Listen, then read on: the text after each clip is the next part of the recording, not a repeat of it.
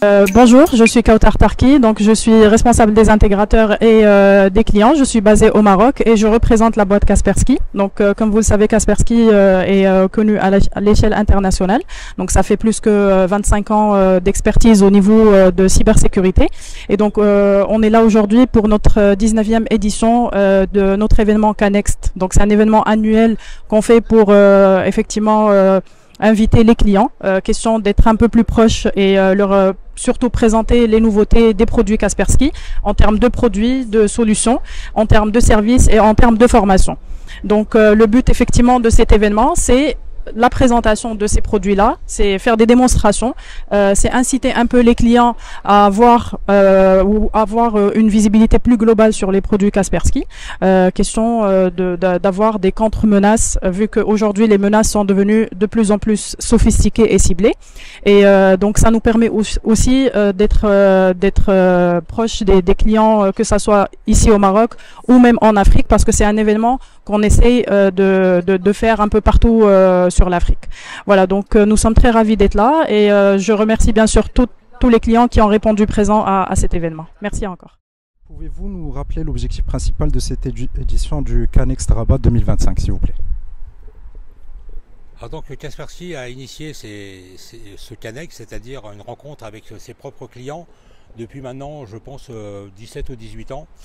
Et donc l'objectif principal de ce K-Next à Rabat, c'est de rencontrer une fois par an nos clients et éventuellement nos futurs clients pour leur présenter à la fois nos nouvelles technologies, mais aussi pour continuer à les sensibiliser sur les menaces qui pèsent, on va dire, sur leurs infrastructures. Quelles sont les thématiques majeures qui sont abordées aujourd'hui dans cette édition? Alors les thématiques majeures, elles sont diverses et variées. Donc je ne sais pas si vous l'avez vu ce matin, mais nous avons commencé avec une intervention du CMRPI, donc, qui a parlé d'intelligence artificielle et de cybersécurité. Et ensuite, nous avons présenté nos différentes solutions et nos nouvelles solutions type SIEM, SOAR et XDR. Et nous avons continué également sur la partie, ce qu'on appelle Threat Intelligence, c'est-à-dire la partie données et informationnelle sur les menaces qui planent sur le monde entier en termes de cybersécurité.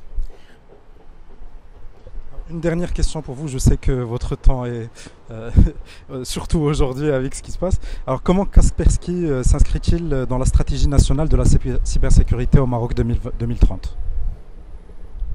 Alors Kaspersky, au niveau de cette stratégie nationale, Kaspersky a opté effectivement sur vraiment le transfert de compétences, parce qu'aucun outil ne peut être bien exploité si les gens n'ont pas les compétences. Alors c'est pour ça que nous avons fait venir nous avons fait intervenir aujourd'hui notre partenaire ACLS, qui est ce qu'on appelle chez nous un ATC, Authorized Training Center, qui est une société donc, qui propose des formations certifiantes et certifiées par Kaspersky. C'est-à-dire que nous leur donnons le contenu et c'est cette société qui est là pour diffuser le contenu de ces formations auprès des clients utilisateurs.